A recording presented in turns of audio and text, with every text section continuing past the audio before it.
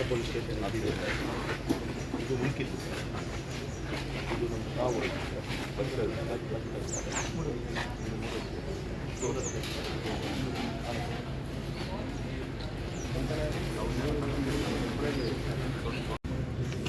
ಇವತ್ತು ನಮ್ಮೆಲ್ಲರಿಗೂ ಗೊತ್ತಿರೋ ಹಾಗೆ ನಾವು ಇಲ್ಲಿ ಮುಲ್ಕಿ ಇಂಡಸ್ಟ್ರಿಯಲ್ ಏರಿಯಾದಲ್ಲಿ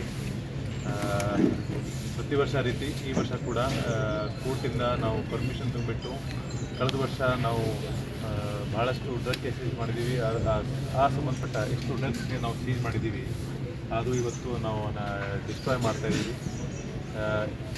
ಈಗ ಸದ್ಯಕ್ಕೆ ನಮಗೆ ಕೋರ್ಟಿಂದ 37 ಪ್ರಕರಣದಲ್ಲಿ ಪರ್ಮಿಷನ್ ಸಿಕ್ಕಿದೆ. ಆ 37 ಪ್ರಕರಣದಲ್ಲಿ ಈಗ ನಾವು ಒಟ್ಟಾರೆ ಒಂದು 335 kg ಗಾಂಜಾ, 6.5 kg MDMA ಮತ್ತು 16 ಗ್ರಾಮ್ ಕೊಕೀನ್, ಒಟ್ಟಾರೆ ಒಂದು 6,80,00,000 ಬೆಲೆದು ಡ್ರಗ್ಸ್ ಇವತ್ತು ಡಿಸ್ಟ್ರಾಯ್ ಮಾಡ್ತಾಯಿದ್ದೀವಿ.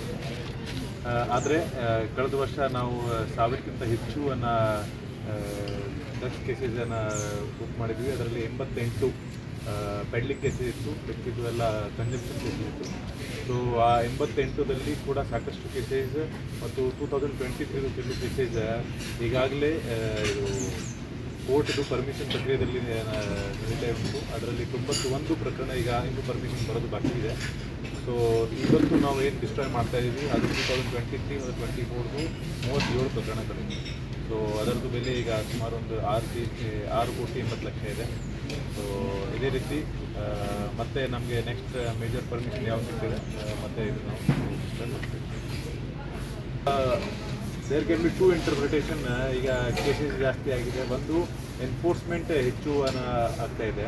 ಸೊ ಈಗ ನೀವು ನೋಡಿರ್ಬೋದು 1.5 ವರ್ಷ ಹಿಂದೆ ನಾವು ಯಾವಾಗಿಂದ ಪ್ರತಿಯೊಂದು ಸಬ್ ಡಿವಿಷನ್ದಲ್ಲಿ ಒಂದು ನಾರ್ಕೋಟಿಕ್ಸ್ ಟೀಮ್ಗೆ ನಾವು ಎಸ್ಟಾಬ್ಲಿಷ್ ಮಾಡಿದ್ದೀವಿ. ಯಾವಾಗಿಂದ ಆ ನಾರ್ಕೋಟಿಕ್ಸ್ ಟೀಮ್ ಅವರು ಸತತವಾಗಿ 27 ತಾಸು ಒಂದು ಕಂಟಿನ್ಯೂಸ್ಲಿ ಅದೇ ಕೆಲಸ ಮಾಡ್ತಾ ಇದ್ದಾರೆ.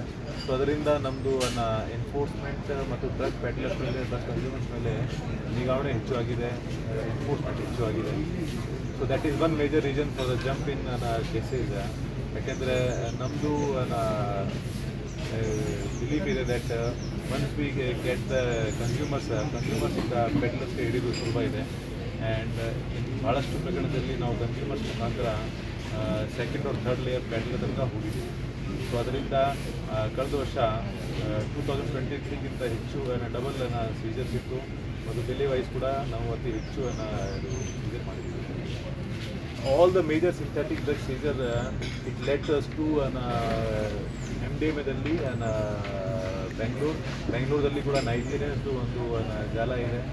ಆ್ಯಂಡ್ ನಮ್ಮ ತನಿಖೆ ಪ್ರಕಾರ ಇಲ್ಲಿವರೆಗೆ we cannot disclose all the information, but it leads to ಡೆಲ್ಲಿಯಲ್ಲಿ ಕೂಡ ಕೆಲವು ಸೆಂಟರ್ಸ್ ಇದೆ, ಅವು ಆಲ್ ಓವರ್ ಇಂಡಿಯಾ ಸರ್ಕ್ಯುಲೇಟ್ ಮಾಡ್ತಾರೆ. ಅದೇ ರೀತಿ ಬೆಂಗಳೂರಲ್ಲಿ ಇರೋದು ನೈಜೀರಿಯನ್ಸ್, ಅವರು ತಮ್ಮ ಹೆಡ್ ಕ್ವಾರ್ಟರ್ದಲ್ಲಿ ಸಂಪರ್ಕ ಇರ್ತಾರೆ. ಸೊ ನನ್ನ ಅನಿಸಿಕೆ ಪ್ರಕಾರ ಒಂದು ಇಡೀ ಇಂಡಿಯಾದ ಒಂದು ಜಾಲ ಇದೆ. ಆ್ಯಂಡ್ ಭಾಳಷ್ಟು ಜನ ಇಲ್ಲಿ ಟೂರಿಸ್ಟ್ ವೀಸಲ್ಲಿ ಬಂದು ವೀಸಾ ಎಕ್ಸ್ಪೈರಿ ಆದ ನಂತರ ಕೂಡ ಇಲ್ಲಿ ಉಳಿದ್ಬಿಟ್ಟು ಇದೇ ಕೆಲಸ ಈಗ ನೈಜೀರಿಯನ್ಸ್ ಮಾಡ್ತಾ ಇದ್ದಾರೆ. ಅದರಿಂದ ಈ MDMA ಪ್ರಕರಣ ಸ್ವಲ್ಪ